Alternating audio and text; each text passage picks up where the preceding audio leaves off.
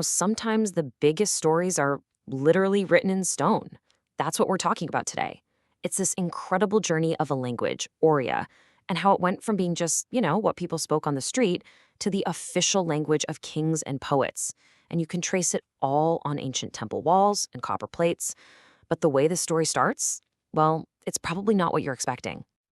So, how do you even begin to piece that together? Well, it all starts with a really cool question. What if the biggest clues aren't in some grand royal declaration, but in simple everyday mistakes? I mean, think about it. A single spelling error carved into a rock 1,000 years ago could actually be the first whisper of a huge revolution. And yeah, the revolution we're talking about here is all about the vernacular. That's a key word for us today.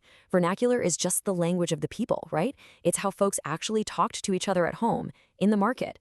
So this whole explainer is really about that journey, how a local, spoken language finally found its voice out in the open. Okay, so to really get why this was such a big deal, you gotta understand the world it was happening in. For centuries, in the region we now call Odisha, if you were doing anything official, I'm talking royal grants, temple donations, legal documents, the whole shebang, it was all done in these classical languages. First it was Prakrit, and then pretty much everything was in Sanskrit. So you've got this massive disconnect, right? The common people are speaking an early form of Oriya every single day. But when it's time to write something down, something permanent, their language is completely silent. Power had a voice, and that voice was Sanskrit. The local language? For anything official, it was basically invisible. So, where does the change finally begin?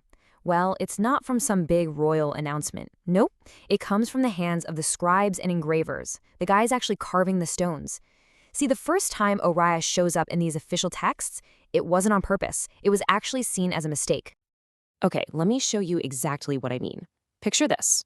A scribe is supposed to carve the Sanskrit word for field, which is kshetra, but instead he carves ketha. So why the change? Well, that ksha sound is pretty complex, and in the Oriya that people were actually speaking, they'd already simplified it.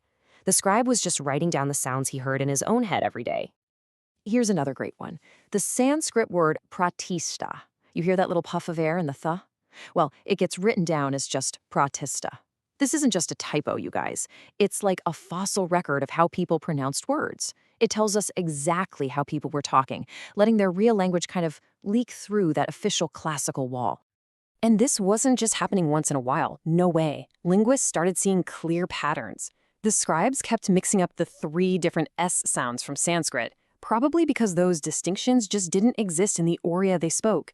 They were always simplifying groups of consonants because spoken Oriya just doesn't do that. They'd even sneak in local words for things like village borders or baskets.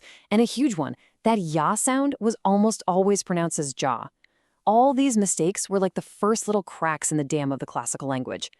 So these whispers, these mistakes, they start to build up into something more deliberate. And that brings us to the next big phase. It all kicks off with this really powerful royal family, the Ganga dynasty. They, and the temple priests too, started to realize there was some real power in using the local language. Now, this didn't happen overnight, not at all. It starts way back in the 8th century. You see this kind of back and forth between the two languages. By the 11th century, you start to see the parts of land grants that describe, the actual property lines. Those start using more and more local words. But the real game changer?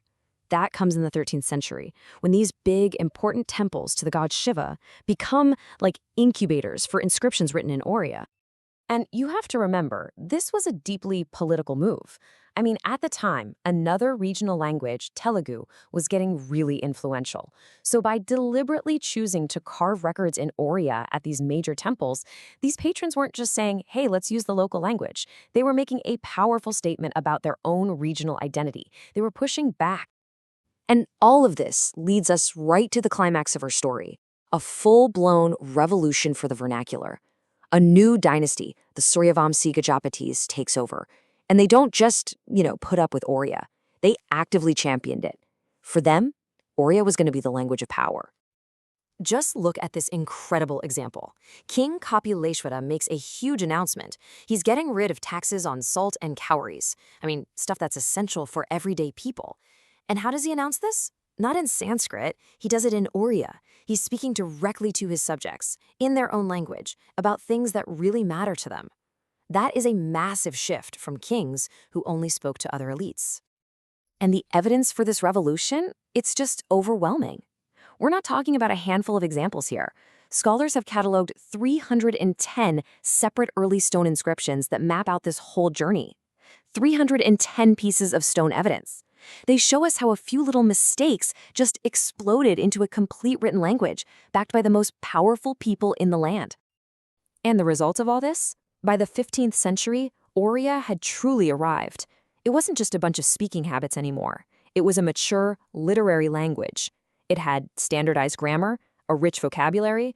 It was ready to produce epic works of literature like the Oriya Mahabharata. Basically, the vernacular had won. So what's the big takeaway here? These ancient stones tell us this absolutely remarkable story of how a language is born into the public world. It's a journey that starts with these unconscious whispers, these little mistakes in the margins, and ends with the deliberate, proud language of a king and his people. When you really think about it, these carvings are so much more than just old records. They're like the fossil record of a living thing. A language that's growing, changing, and in the end, giving a whole culture the power to speak for itself. It really is the story of a people finding their voice. And that kind of brings us to a final thought, doesn't it? This story about Oriya, it's not some one-off thing. Pretty much every major language we speak today, including the English I'm using right now, was once just a local vernacular, fighting to be heard against a big classical language like Latin. It really makes you wonder, right? What are the shifts happening right now in the way we text, in our emails, in our slang? What history is being written with the words we use every day?